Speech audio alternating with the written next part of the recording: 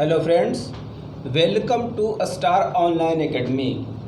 यह वीडियो आगामी विभिन्न परीक्षाओं जैसे यूपीएससी, पीसीएस, नेट, जेआरएफ के प्रारंभिक परीक्षाओं को ध्यान में रखकर बनाया जा रहा है, जिसमें समान अध्ययन के अलग अलग खंडों का मॉडल प्रश्न तैयार किया गया है। तो दोस्तों, आज का हमारा टॉपिक है इंडियन हिस्ट्री। इससे संबंधित कुछ मॉडल क्वेश्चंस मैं आप लोगों के सामने रख रहा हूं। पहला क्वेश्चन है, सिंधु सभ्यता को आर्यों से पूर्व रखे जाने का महत्वपूर्ण कारक है। ए. लिपि, बी. नगर नियोजन, सी. तांबा, डी. मृदभांड। राइट आंसर डी, मृदभांड। आइए इसकी व्याख्या देखते हैं। सिंधु घाटी सभ्यता लिपि, ज्ञान और नगर नियोजन आदि के संदर्भ में प्रारंभिक आर्यों से अधिक विकसित थी। पुरातात्विक साक्ष्यों से अलग अलग कालों में पाए गए मृदभांड ही सिंधु सभ्यता के आर्यों से पूर्व का सिद्ध करते हैं। काले रंग की आकृतियों से चित्रित लाल मृदभांड जहां हड़प्पा सभ्यता की विशेषता थी, वहीं धूसर एवं चित्रित धूसर मृदभांड जो बाद के हैं आर्यों से संबंधित माने गए हैं। नेक्स्ट, किस वैदिक ग्रंथ में वर्ण शब्द का सर्वप्रथम नामोल्लेख मिलता है? A. Rigveda, B. Atharvaveda, C. Samaveda, D. Yajurveda. Right answer A. Rigveda. व्याख्या, वर्ण शब्द का सर्वप्रथम उल्लेख ऋग्वेद में मिलता है। ऋग्वेद में वर्ण शब्द रंग के अर्थ में तथा कहीं कहीं व्यवसाय चयन के अर्थ में प्रयुक्त हुआ है। आर्यों को गैर वर्ण तथा दासों को कृष्ण वर्ण कहा गया है। ऋग्वेद के 10वें मंडल के पुरुष सूक्त में सर्वप्रथम शूद्र शब्द का प्रयोग किया गया है या मिलता है। नेक्स्ट, बुद्ध की मृत्यु के पश्चात प्रथम बौद्ध संगीति या फर्स्ट बौद्ध काउंसिल की अध्यक्षता की गई। ए. धर्मसेन द्वारा, बी. महाकश्यप द्वारा, सी. अजातशत्रु द्वारा, डी. नागसेन द्वारा। राइट आंसर बी, महाकश्यप द्वारा। आइए व्याख्या, प्रथम बौद्ध संगीति या फर्स्ट बौद्ध काउंसिल बुद्ध की मृत्यु के तत्काल बाद राजगृह के सप्तपर्णी गुहा में हुई। इस समय मगध का शासक अजातशत्रु था। इस संगीति की अध्यक्षता महाकश्यप ने की तथा इसमें बुद्ध के प्रमुख शिष्य आनंद और उपाली भी उपस्थित थे। इसमें बुद्ध की शिक्षाओं का संकलन हुआ तथा उन्हें सुत्त और विनय 2 पिटकों में विभाजित किया गया। आनंद तथा उपाली क्रमशः धर्म और विनय के प्रमाण माने गए। नेक्स्ट, अनुव्रत सिद्धांत का प्रतिपादन किया गया था। ए. महायान बौद्ध संप्रदाय में, बी. लोकायत शाखा में, सी. जैन धर्म में, डी. हीनयान बौद्ध संप्रदाय ने। राइट आंसर सी, जैन धर्म ने। आइए व्याख्या, जैन धर्म में पंच महाव्रत अहिंसा, सत्य, ब्रह्मचर्य, असत्य एवं अपरिग्रह की व्यवस्था की गई है। जैन धर्म में गृहस्थों के लिए 5 महाव्रत अनुव्रत के रूप में व्यवहृत हुआ है, क्योंकि संसार में रहते हुए इन महाव्रतों का पूर्णतः पालन करना संभव नहीं, इसलिए आंशिक रूप से इनके पालन के लिए कहा गया है अहिंसानुव्रत, सत्यानुव्रत, असत्यानुव्रत, ब्रह्मचर्यानुव्रत, अपरिग्रह अनुव्रत। नेक्स्ट, प्राचीन नगर जो महाभारत और महाभाष्य दोनों में उल्लेखित हैं। A Madhyamika Nagari, B Karkot, C Pataliputra, D Rairh. Right answer A Madhyamika Nagari. आइए व्याख्या। माध्यमिका नगरी राजस्थान भारत में चित्तौड़गढ़ के निकट एक प्राचीन नगरी है। इस नगरी का उल्लेख महाभारत और महाभाष्य दोनों में हुआ है। Next, Periplus of the Erythraean Sea किसने लिखी? A Ctesias, B Pliny, C Ptolemy, D कोई नहीं। राइट आंसर डी कोई नहीं। आइए व्याख्या। Periplus of the Erythraean Sea एक ग्रीको रोमन पेरिप्लस है।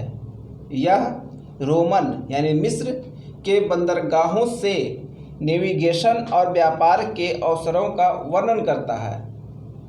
इसे लगभग 60 ईस्वी में अलेक्जेंड्रिया के एक अनाम नाविक ने लिखा। इसने भारत से आयात तथा निर्यात की जाने वाली वस्तुओं का भी उल्लेख किया है। नेक्स्ट, निम्नलिखित में से किसका प्राचीन भारत के आयुर्वेद शास्त्र से संबंध नहीं है? A Dhanvantari, B Bhaskaracharya, C Charaka, D Sushruta. Right answer B Bhaskaracharya. आइए व्याख्या देखते हैं। धन्वंतरी चंद्रगुप्त द्वितीय विक्रमादित्य के नवरत्नों में से एक थे। ये आयुर्वेद शास्त्र के प्रकांड पंडित थे। चरक एवं सुश्रुत भी आयुर्वेद के विख्यात विद्वान थे। चरक कनिष्क के राजवैद्य थे, जिन्होंने चरक संहिता की रचना की, जबकि भास्कराचार्य प्रख्यात खगोलविद एवं गणितज्ञ थे। उन्होंने सिद्धांत शिरोमणि तथा लीलावती नामक ग्रंथ की रचना की। इन ग्रंथों में गणित तथा खगोल विज्ञान संबंधी विषयों पर प्रकाश डाला गया है। नेक्स्ट, भोजशाला मंदिर की अधिष्ठात्री देवी हैं। A Bhagwati Durga, B Bhagwati Parvati, C Bhagwati Saraswati, D Bhagwati Lakshmi. Right answer C Bhagwati Saraswati. आइए इसकी व्याख्या। भोजशाला मंदिर मध्य प्रदेश के धार जिले में स्थित है। यहाँ पर वाग्देवी यानी भगवती सरस्वती देवी अधिष्ठात्री यानी स्थापित हैं। ध्यातव्य है कि भोजशाला का निर्माण परमार शासक राजा भोज ने संस्कृत पाठशाला के रूप में करवाया था। अब भोजशाला कमाल मौला मस्जिद परिसर में स्थित है। नेक्स्ट, मध्यकालीन भारतीय राजाओं के संदर्भ में निम्नलिखित में से कौन सा कथन सही है? ए अलाउद्दीन खिलजी ने पहले एक अलग आरिज विभाग स्थापित किया। बी बलबन ने अपनी सेना के घोड़ों का दागने की पद्धति शुरू की। सी मोहम्मद बिन तुगलक के बाद दिल्ली की गद्दी पर उसके चाचा बैठे। डी फिरोज शाह तुगलक ने गुलामों का एक अलग विभाग स्थापित किया। Right answer D Firoz Shah Tughlaq ने गुलामों के लिए एक अलग विभाग स्थापित किया। आइए इसकी व्याख्या देखते हैं। मंगोलों से मुकाबला करने के लिए बलबन ने एक सैन्य विभाग दीवाने अर्ज की स्थापना की। बलबन ने अपना सेना मंत्री यानी दीवाने अर्ज इमादुल मुल्क को बनाया था, जो अत्यंत ईमानदार एवं परिश्रमी व्यक्ति था। बलबन ने उसे वजीर के आर्थिक नियंत्रण से मुक्त रखा ताकि उसे धन की कमी न हो। बलबन की सेना की अच्छी व्यवस्था का बहुत अधिक श्रेय इमादुल मुल्क को है, न कि बलबन की सेना की अच्छी व्यवस्था का बहुत अधिक श्रेय इमादुल मुल्क को है। घोड़े दागने की प्रथा अलाउद्दीन खिलजी ने शुरू की थी, न कि बलबन ने। मोहम्मद बिन तुगलक के बाद उसका चचेरा भाई फिरोज शाह तुगलक गद्दी पर बैठा। फिरोज शाह तुगलक ने गुलामों के लिए एक अलग विभाग दीवान ए बंदगान की स्थापना की। फिरोज शाह तुगलक दासों का बहुत शौकीन था। नेक्स्ट, भारत में प्रथम मकबरा जो शुद्ध इस्लामी शैली में निर्मित हुआ था। ए हुमायूं का मकबरा, बी बलबन का मकबरा, सी ऐबक का मकबरा, डी इल्तुतमिश का मकबरा। राइट आंसर बी बलबन का मकबरा। आइए व्याख्या। भारत में विशुद्ध इस्लामी शैली में निर्मित प्रथम मकबरा सुल्तान बलबन द्वारा दिल्ली में किला राय पिथौरा के समीप बनवाया गया स्वयं का मकबरा था। बलबन के मकबरे में मेहराब का वास्तविक रूप दिखाई पड़ता है। वहीं अलाई दरवाजा में सर्वप्रथम वैज्ञानिक ढंग से निर्मित गुंबद का प्रयोग दिखाई पड़ता है। अलाउद्दीन खिलजी द्वारा निर्मित जमात ए खाना मस्जिद पूर्णतः इस्लामी शैली में निर्मित प्रथम मस्जिद एवं स्थापत्य है। नेक्स्ट, दक्षिण भारत के पोलीगार कौन थे? ए साधारण जमींदार, बी महाजन, सी क्षेत्रीय प्रशासनिक एवं सैन्य नियंत्रक, डी नौधनाढ़ व्यापारी। राइट आंसर सी क्षेत्रीय प्रशासनिक एवं सैन्य नियंत्रक। आइए व्याख्या। पोलीगार एक सामंतवादी उपाधि थी जो दक्षिण भारत के नायक शासकों द्वारा 16वीं से 18वीं शताब्दी के दौरान नियुक्त किए गए क्षेत्रीय प्रशासनिक एवं सैन्य नियंत्रकों के एक वर्ग को प्रदान की गई थी। नेक्स्ट, विनय पत्रिका के रचयिता हैं A Tulsidas, B Surdas, C Kabirdas, D Keshavdas. Right answer A Tulsidas. आइए इनकी व्याख्या। गोस्वामी तुलसीदास द्वारा रचित 12 प्रसिद्ध ग्रंथ हैं, जिनमें 5 बड़े तथा 7 छोटे ग्रंथ हैं। बड़े ग्रंथों में दोहावली, गीतावली, कवितावली, रामचरितमानस, विनय पत्रिका हैं। इसके अलावा मंगल, जानकी मंगल, बरवै रामायण, वैराग संदीपनी, कृष्ण गीतावली आदि छोटे ग्रंथ हैं। नेक्स्ट, निम्न में से किस मुगल सम्राट ने शिक्षा संबंधी सुधार किए थे? A Akbar, B Shahjahan, C Humayun, D Jahangir. Right answer A Akbar, Akbar the great. आइए व्याख्या। मुगल सम्राट के अंतर्गत सामाजिक सांस्कृतिक गतिविधियों के विकास के साथ साथ शिक्षा संबंधी विषयों पर भी ध्यान दिया गया।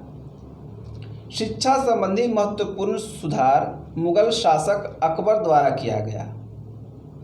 अकबर के शासन काल में शिक्षा के कुछ महत्वपूर्ण केंद्र अजमेर, दिल्ली, सियालकोट, मुल्तान, इलाहाबाद, मुर्शिदाबाद आदि थे। इनमें छात्रों को मुफ्त शिक्षा दी जाती थी। फारसी को राजभाषा का दर्जा प्राप्त था। निजामी शिक्षा पद्धति तत्कालीन समय में ख्यात शिक्षा प्रणाली थी। यद्यपि शिक्षा में महत्वपूर्ण सुधार करने वाला मुगल शासक स्वयं निरक्षर था। नेक्स्ट, भारत में फ्रांसीसियों ने अपना पहला कारखाना निम्न स्थानों में से कहाँ लगाया? ए पुलिकट, बी कोच्चि, सी सूरत, डी कासिम बाजार। राइट आंसर सी सूरत। आइए व्याख्या। लुई 14वें के मंत्री कॉलबर्ट द्वारा 1664 ईस्वी में फ्रेंच ईस्ट इंडिया कंपनी की स्थापना हुई, जिसे कंपनी देश इन देश ओरिएंटलेस कहा गया। फ्रांसीसी कंपनी का निर्माण राज्य द्वारा हुआ और राज्य ही इसका सारा खर्च देता था। 1667 ईस्वी में फ्रांसीस कैरो के नेतृत्व में एक अभियान दल भारत के लिए रवाना हुआ, जिसने 1668 ईस्वी में सूरत में अपना पहला व्यापारिक कारखाना स्थापित किया। नेक्स्ट, निम्न में से सहायक संधि स्वीकार नहीं की थी? ए हैदराबाद के निजाम, बी जोधपुर के राजपूत राज, सी इंदौर के होलकर राज, डी मैसूर के शासक। राइट आंसर सी इंदौर के होलकर राज। आइए इसकी व्याख्या देखते हैं। लॉर्ड डलहौजी 1797 से 1805 ने भारतीय राज्यों को अंग्रेजी राजनीतिक परिधि में लाने के लिए सहायक संधि का प्रयोग किया। इंदौर के होलकर ने सहायक संधि स्वीकार नहीं की थी। जिन राज्यों ने वेलेस्ली के सहायक संधि स्वीकार की वे थे हैदराबाद 1798, मैसूर 1799, तंजौर 1799, अवध 1801, पेशवा 1802, बरार 1803, सिंधिया 1804। इसके अलावा जोधपुर, जयपुर, मछेरी, बूंदी तथा भरतपुर। नेक्स्ट, 1857 के विद्रोह से बिहार का कौन सा भाग अप्रभावित रहा? पहला दानापुर, दूसरा पटना, तीसरा आरा, चौथा मुजफ्फरपुर, पांचवा मुंगेर। दिए गए कूट के आधार पर सही उत्तर चुनिए। ए चौथा और पांचवा, बी पांचवा, सी चौथा, डी तीसरा, चौथा एवं पांचवा। राइट आंसर बी पांचवा यानी मुंगेर। आइए व्याख्या। 1857 के विद्रोह के दौरान बिहार में आरा, दानापुर, गया, पटना, मुजफ्फरपुर तथा शाहाबाद विद्रोह के प्रमुख केंद्र थे, जबकि मुंगेर का क्षेत्र इस विद्रोह से अप्रभावित रहा था। नेक्स्ट, भारत में आधुनिक शिक्षा प्रणाली की नींव किससे पड़ी? ए 1813 का चार्टर अधिनियम, बी 1835 का मैकाले के स्मरण पत्र, सी 1882 का हंटर आयोग, डी 1854 का वुड का डिस्पैच। राइट आंसर बी 1835 का मैकाले के स्मरण पत्र।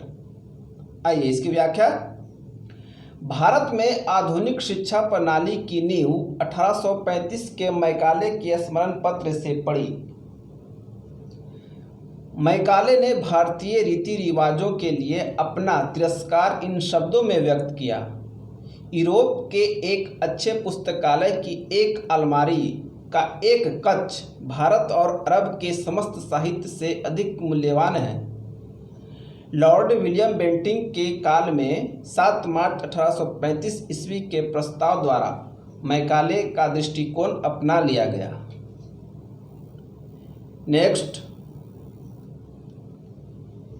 निम्नलिखित कथनों पर विचार कीजिए। पहला, लीग ने कांग्रेस के मुस्लिम जनता के साथ मिलकर उद्देश्य पूर्ति में लगाने के अधिकार को मानने से मना कर दिया। दूसरा, वैसा अधिकार अकेली मुस्लिम लीग का ही था। उपयुक्त कथनों में से कौन सा सही है? ए केवल एक, बी केवल दो, सी 1 और 2 दोनों, डी न तो एक न ही दो। राइट आंसर ए केवल एक। आइए इसकी व्याख्या। लीग ने कांग्रेस के मुस्लिम जनता के साथ मिलकर उद्देश्य पूर्ति में लगाने के अधिकार को मानने से इनकार कर दिया, क्योंकि लीग अपने आप को मुसलमानों का प्रतिनिधित्व करने वाली एकमात्र संस्था मानती थी। वैसा अधिकार सिर्फ मुस्लिम लीग को ही प्राप्त नहीं था। नेक्स्ट, निम्नलिखित में से किसके कारण सार्वजनिक रोष की लहर उमड़ी, जिसके फलस्वरूप जालियांवाला बाग में ब्रिटिश द्वारा जनसंहार की घटना घटी? A the Arms Act, B the Public Safety Act, C the Rowlatt Act, D the Vernacular Press Act. Right answer C the Rowlatt Act. आइए इसकी व्याख्या। प्रथम विश्व युद्ध के दौरान भारत में लागू सुरक्षा अधिनियम की अवधि समाप्त होने वाली थी, अतः न्यायाधीश सिडनी रॉलेट की अध्यक्षता में गठित समिति के सुझाव पर 2 प्रस्ताव लेजिस्लेटिव काउंसिल में प्रस्तुत किए गए। इन प्रस्तावों में भारत में देशद्रोही कार्यों में संलिप्त संदिग्ध व्यक्तियों पर निगरानी तथा इस प्रकार के कार्यों के लिए व्यक्ति की बगैर कारण बताए गिरफ्तारी का प्रावधान था। इन प्रस्तावों को द रोलेट एक्ट के नाम से मार्च 1919 ईस्वी में लेजिस्लेटिव असेंबली ने पास कर दिया। इस अधिनियम का भारतीयों ने पुरजोर विरोध किया तथा सार्वजनिक रोष की लहर उमड़ पड़ी। इस अधिनियम के विरोधी पंजाब के 2 नेताओं डॉक्टर सत्यपाल मलिक एवं डॉक्टर सैफुद्दीन किचलू की गिरफ्तारी का विरोध करने के लिए अमृतसर के जलियांवाला बाग में 13 अप्रैल 1919 ईस्वी को सभा आयोजित की गई। जब कुछ लोग सभा को संबोधित कर रहे थे, तभी जनरल डायर के निर्देश पर निहत्थे भारतीयों पर अंधाधुंध गोलियां चलाई गई। इस निर्मम घटना को इतिहास में जालियांवाला बाग हत्याकांड के नाम से जाना जाता है। नेक्स्ट, 1939 ईस्वी में कांग्रेस मंत्रिमंडल के 7 प्रांतों ने त्यागपत्र दे दिया क्योंकि ए.